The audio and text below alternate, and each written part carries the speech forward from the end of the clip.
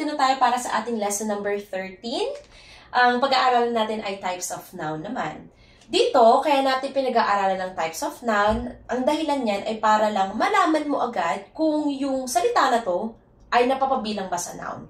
Or upang maihanay natin kung saan dito yung noun, kung saan dito yung pronoun, yung verb, o yung adjective, adverb, kung saan sa kanila, sa parts of speech natin na ihanay ang bawat salita. So ngayon, pag-aaralan natin yung types of noun para mas mabilis nating maunawaan kung ano ba ang noun. Okay? Walang pressure ha, baka iisipin nyo napakarami na naman ng pag-aaralan natin. Hindi. Mas pinapadali nito ang pag-aaral natin sa noun. Okay?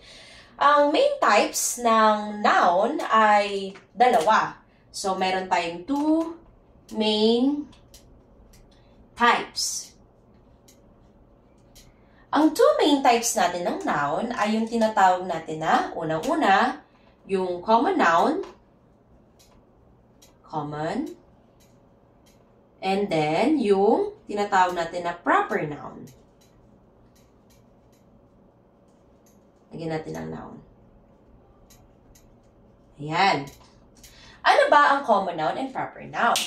Ito yung mga hint para malaman ninyo. Ang common noun, ito yung common o yung pangkaraniwan o madalas nating ginagamit na pangalan. Alam natin na ang noun ay yung pangalan.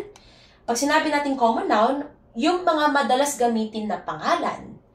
Pag sinabi namang proper noun, ito ay yung ginagamitan natin ng property o may pagmamay-aring pangalan. Okay? Ulitin natin, ang common noun ay yung mga madalas gamitin na pangalan. Ang proper noun naman ay nagpapakita ng property o pagmamay-ari ng pangalan na iyon. Halimbawa, magbigay tayo ng sitwasyon. Halimbawa, pumunta ka sa isang lugar kung saan wala kang kakilala. Ngayon, nung nagdadrive ka, biglang nahipahinto yung iyong kotse kasi nasiraan ka. Ngayon, dahil wala kang kakilala, anong itatawag mo sa taong nakita mo? May nakita kang tao ngayon, gusto mo siyang tawagin para maghingi ka ng tulong. So, sabi mo, ate, pwede pong patulong? Ayan.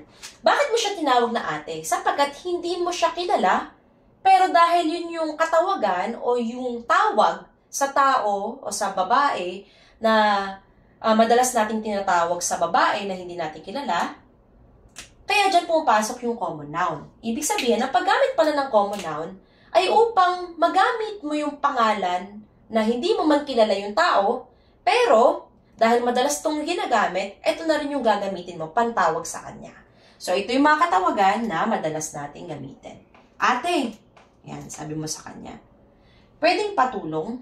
Yung salitang ate, common o madalas na natin gamitin yan. Kaya tinawag mo siyang ate. Yan ang common.